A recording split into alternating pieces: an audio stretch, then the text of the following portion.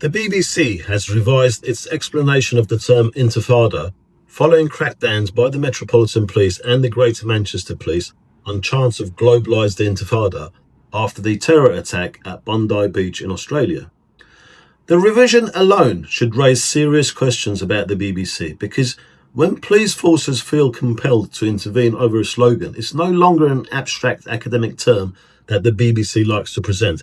It's a phrase with real consequences. And yet, even after updating its definition of the Intifada, the BBC continues to frame the concept of Intifada in a way that downplays its historical reality. If we are talking about the Second Intifada, there is no ambiguity. It was not a peaceful uprising. It was not civil resistance. It was not a spontaneous protest movement. The Second Intifada, which began in 2000, was systematic terrorist attacks against civilians. The Second Intifada saw hundreds of terrorist attacks, including approximately 144 suicide bombings from September 2000 to February 2005. During this 5-year period, Israel faced hundreds of terror attacks against its civilians. The violence resulted in approximately 1,000 Israelis being killed. 78% of those 1,000 victims were civilians.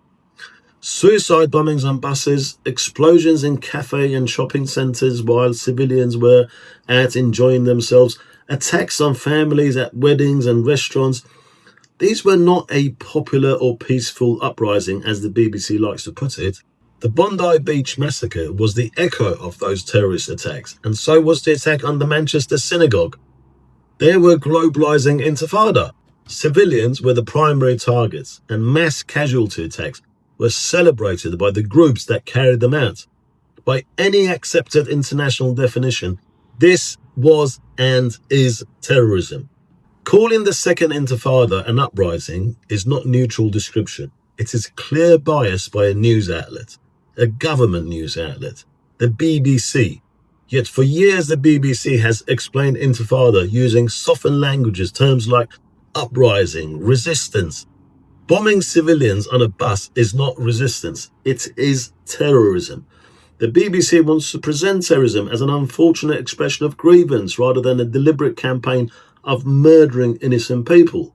And that matters because language doesn't just describe events, it shapes how audiences understand them.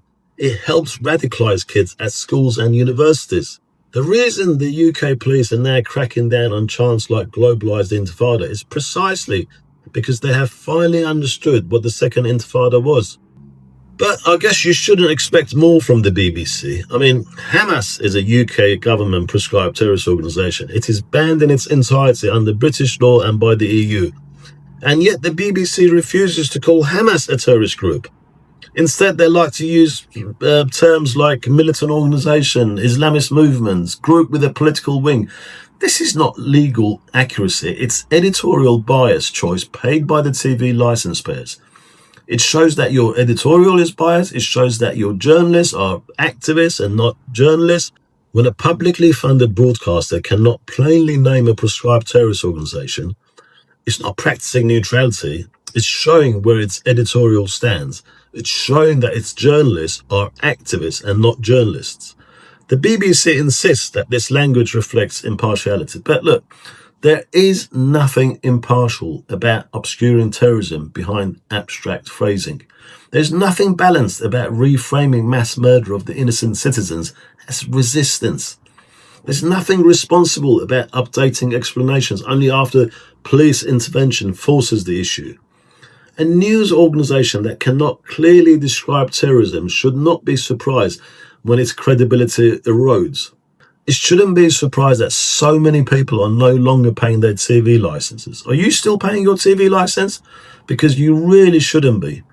Because journalism without moral clarity doesn't inform the public. It normalises extremism.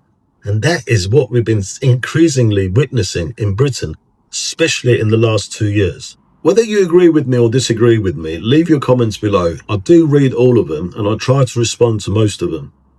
And if you agree with the sort of things that I say on this channel, then please subscribe so that the channel can continue to grow. Thanks for watching.